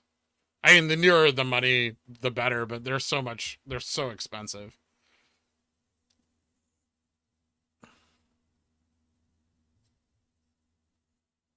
November 18.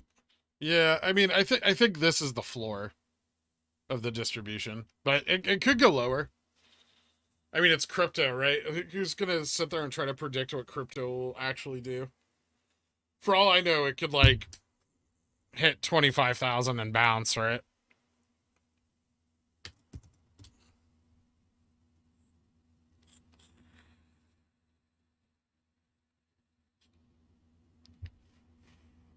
There's a chance it could be used to hedge against a market crash, and that could like totally pull it out of this distribution pattern.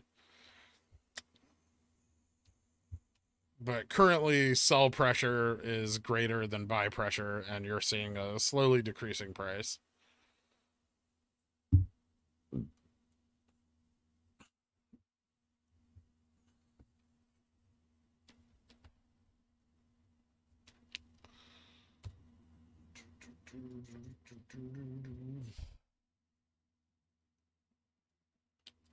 Estimated 18K.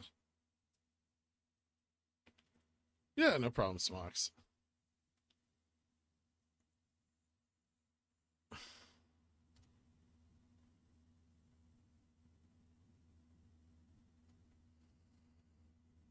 Oh, no. So, and for the cup and handle, if you guys are curious, we're still very much within it. Slightly to the upside, actually. If we zoom in here, this was Friday.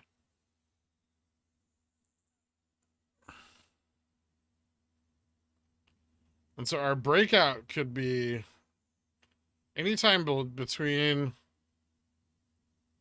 like, no dates, because it could happen much sooner. Like, it could happen Monday, right? Like, this handle might get cut short, and we could just rock it. But it could happen anytime between now and at least the 300 breakout could happen between now and the 13th.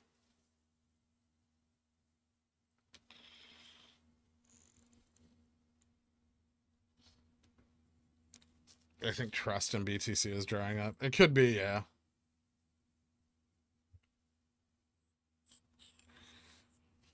Might see ETH spike. ETH might be used to hedge a market crash. Wherever, like, when the market crashes, you're going to see capital flow into whatever possible hedge is available. Even if trust in BTC is dried up a bit, it could still, like, you could still see a lot of money flow into it.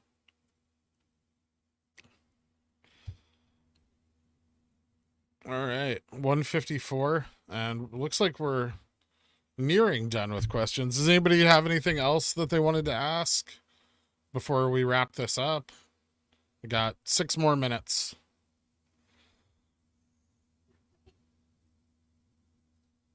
I'm done with dips. Yeah, I've been done with dips since February. That was the last dip I cared about.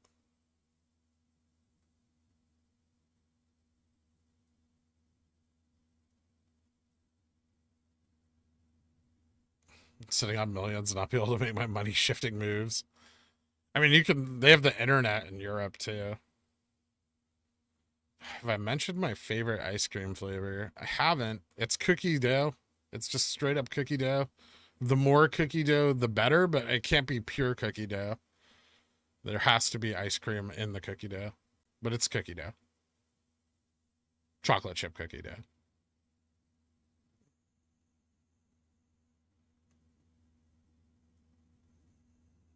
Is there a cup and handle on GME earlier in the year? Some people said that this was one, but it had issues. Like this one here. It was too short. Like, I think I brought it up in TA once because a lot of people were asking about it, but it wasn't really like a valid cup and handle. And it kind of like went out really far by the time people noticed it. They expected like a breakout around here, which sort of happened. So it technically played out a little bit, but it didn't. This price action here, also it was really deep, which is not a good sign for a cup and handle. You want them to be like nice and shallow. Pennant breakouts, like what indicators are best? Is it RSI and volume? Yeah, RSI and volume are good indicators for a breakout.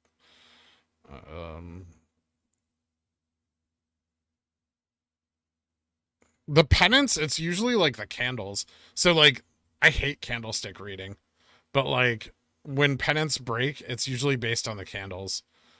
So you'll have them, you'll also have them form different ways. Some will have like same low but lower, you'll have like lower highs.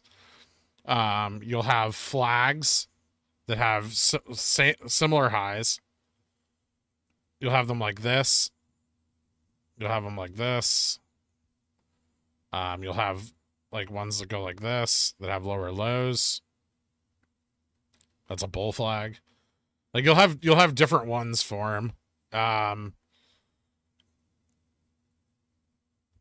Bull flags usually break up. These are less predictable.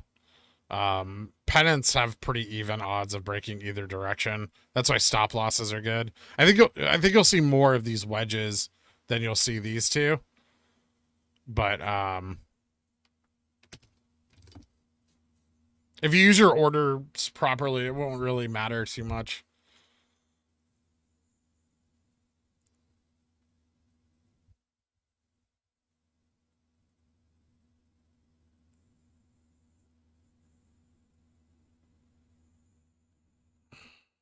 Bye-bye, French.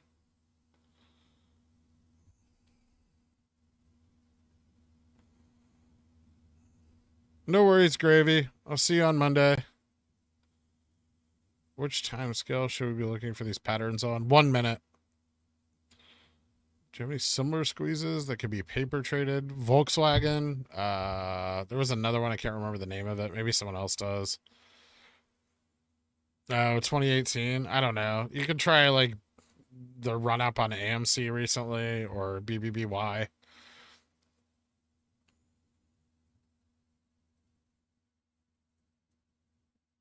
RSI be pointless after a while. Probably, yeah. It'll be so oversold. But on the minute, it won't be. It'll just be oversold on like longer time frames. It's going to be completely useless. But on the 1 minute time frame, it should be fine.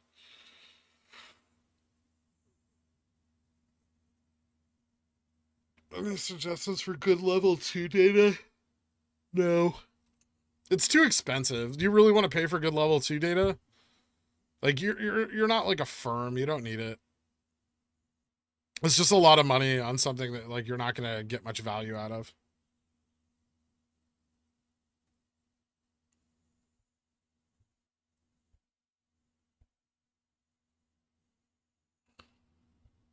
Thank you, Medved. Yeah, you can use stochastic if you want. Make sure you understand the like look them up on Investopedia. Make sure you fully understand the indicators you intend to use. Thank you guys. All right, thank you all so much for tuning in. I'll have the VOD up immediately after the stream, and I'll see you guys all bright and early Monday morning for another day of exciting GameStop action. Later.